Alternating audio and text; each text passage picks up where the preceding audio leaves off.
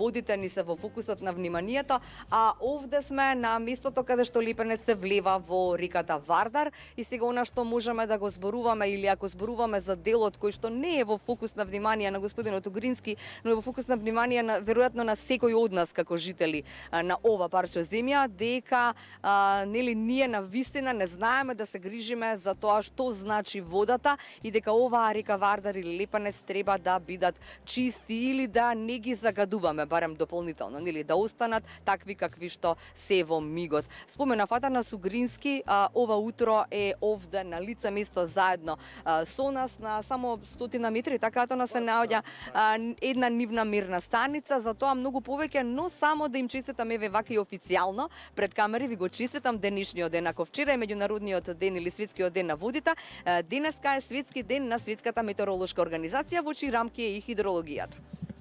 Така е како што кажавте, денеска е светскиот ден на метеоролошката организација. Вчера беше денот светскиот ден на водите. Така што нека ни се честити и срекни овие празници на сите оние кои што на најразличен начин се занимаваат со таа проблематика. Така е. Ако зборуваме што е хидрологија, што е накусо? Хидрологија накусо е наука која што ја проучува водата. Да, тоа е една основната дефиниција за хидрологијата. Ние како управа за хидрометеоролошки работи повеќе сме посветени на квантитативните карактеристики на водата и водните ресурси. Така. Кога сме кај квантитативните карактеристики, нели ве прашав пред ова линковско вклучување, всушност ајде да одиме сега кај мирната станица. Што значи или на кој начин всушност да се мери тоа водостојот на водата во реките? Да, ние ги мониторираме површинските реки и природните езера, како и подземните води во нашата земја. Тоа го правиме преку мрежа од хидролошки станици. Тие се опремени со наблюдувачи, распоредени низ земјата, хонорарни наблюдувачи. Потоа исто така имаме автоматски станици кои што автоматски го регистрираат водостојот и го праќаат онлайн преку интернет во нашата централа, до нашите базни компјутери. Така што тоа е отприлика начинот, понатаму ние тие ги обработуваме како податоци ги анализираме и така натаму. Така е, да.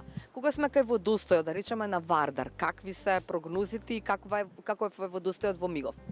Во моментов ниски се водостоите, не само на Вардар, воопшто сите водостои во земјата се прилично ниски.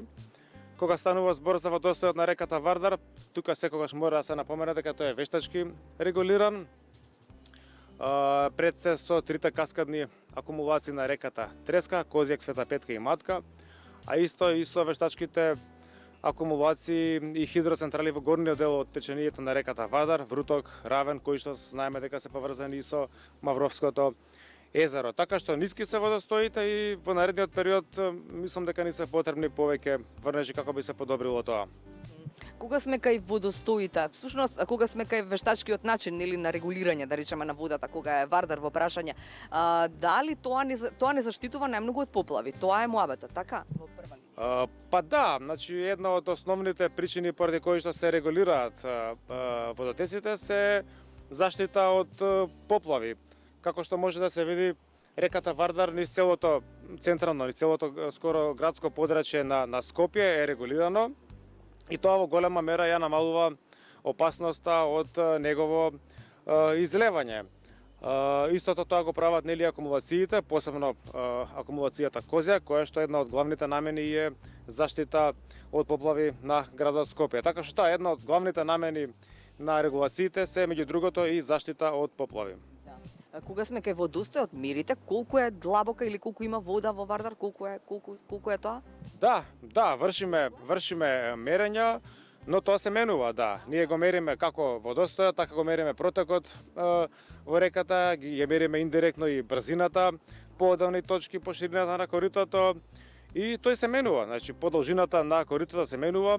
На реката Вардар како најголема река може да изнесува длабочината и до неколку метри.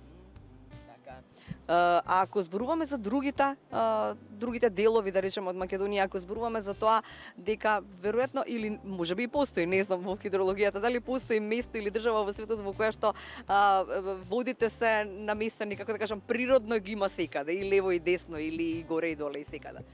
Па не, нема такво нешто, значи тоа е основниот проблем не само кај нас и во светот, значи неравномерната нивна распределба, како просторна, така и временска.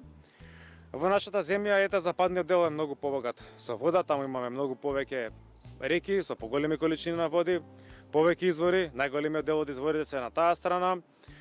Исто така врнежите се поголеми таму, така што по дефицитарен е источниот дел од земјата со води. Меѓутоа, тоа се регулира, како што спомнав, со вештачките акумулации. Нивното изградба е пожарна, со нив се регулира просторно и временско водите. Така е.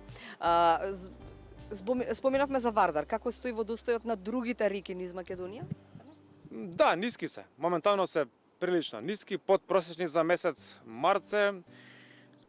Нема изгледи во нареднава недела за врнежина, очекувате вакво сончево, суво време, така што има снег на планините, се уште има снег, тоа е претежно во западните делови, на високите планински места, но за подобрување на хидролошката состојба очекувам дожд во наредниот период, очекувам да има пролетен дожд, како би се подобриле тие водостои. Така е, да. Кога алармирате? Кога алармира хидрологот дека треба сите да внимаваме, нели, пред излевање или пред некакви поплави доаѓаат? Како се тие станици? Во управата за хидрометеоролошки работи постои систем за рана најава и предупредување од поплави, суши и други елементарни временски непогоди, зашто ние сме и единствено надлежни во нашата земја. И за таа цел располагаме со низа на сосетна активности, сосетна, да кажеме, од хидрометеоролошкиот мониторинг, кој што е основа. Понатаму располагаме со различни видови на бази на податоци, прогностички метеоролошки модели, хидролошки прогностички модели. И врз база на сето тоа, нели, ние ги изведуваме нашите заклучоци преку разни информации и аларми околу тоа дали има услови за излевање на реките или пак нема. Така. Се селиме сега кај природните езера и тие се во надлежност на хидролозите, да речеме, за тоа, за квантитетот на водите. Како стојат тие? Во моментов можам да кажам дека Охридското езеро на оптимално ниво. Што значи оптимално? Оптимално е некаде на средината помеѓу амплитудите, помеѓу долниот и горниот, значи минимум и максимум. Дојранското езеро е исто така полно, значи проблемот со Дојранското езеро е надминат, така што во денешно време имаме дури и поголеми количини од колку што се, нели, потребни од порано, да. И единствено останува големиот проблем со Преспанското езеро. Навистина му се заканува една голема природна катастрофа доколку не се превземе нешто во најскоро време. Значи, таму е очена состојбата, секојдневно гледаме како се намалува водостојот. Моментално е над оној апсолутен минимум кој што се појави минатата година, меѓутоа ете не очекуваат летниот период, сушен период, така што се очекува и негово понатамошно намалување во наредниот период.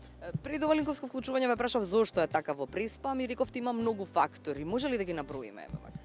Па да, повеќе фактори тука се во прашање, секако климатскиот фактор е еден од клучниот, намалените количини на врнежи во изминатиот период, намалениот дотек на реките, исто кои што се вливаат во Преспанското езеро, големото испарување во тој дел, исто така би ги спомнал, еве човечките активности, таму постојат различни видови на бунари со кои локалното население се снабдува со вода за различни потреби, за наводнување и така натаму, кои што само допринесуваат за намалување на неговиот водостој. Така што комплексен е проблемот. Преспанското езеро е и меѓудржавен проблем, значи не е само наш проблем како на наша земја, така што треба на меѓудржавно ниво тоа да се разреши, така што комплексна е проблематиката и треба да се посвети повеќе внимание на тоа. Така е, да. И за крај, нели, имам и други содржини, но да го искористиме ова ваше присуство овде на едно место каде што веројатно многу би било побаво кога нашата грижа, не грижа би била грижа, како да кажам, наедноставно. Колку често и вие кога наблюдувате овде, мирна станица и така натаму, кога доаѓа примеруците се земате, го гледате ова истово, како што ние го гледаме овде, нечисто, прљаво. Да, за жал ги гледаме се почесто тие исти слики на прљаво, загадено, на гранки, смет, отпад во реките, камења. Така што мислам дека треба грижата кон водите да не биде поголема, да ги отфрлуваме овие стари лоши навики, еднаш за секогаш, да не фрламе ѓубре, смет, отпад во реките, со што директно и се загадуваат реките, а и представува директна опасност од нивно излевање, така што да покажеме поголема грижа кон водите како наш значаен природен ресурс. Така е, да. Се сеќаваме сите во Титово што им се случи, така, со таа поплава кога каналите не им беа направени.